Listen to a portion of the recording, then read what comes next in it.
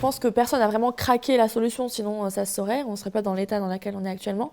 Je pense qu'il y a deux choses. La première, c'est effectivement, quand on réfléchit à rendre ces sujets-là désirables, c'est parce que peut-être que c'est aussi réfléchir à comment on se concentre, à montrer un peu le monde qu'on veut voir advenir et montrer en quoi il est... Enfin, en fait, faire comme la publicité, quoi.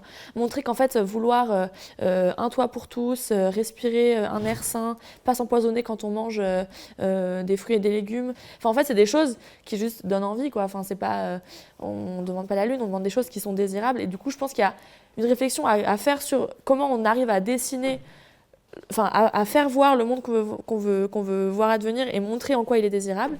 L'écologie a du mal à être désirable et on ne voit pas ce qui est derrière la photographie. C'est un peu le photographe et puis l'ombre autour.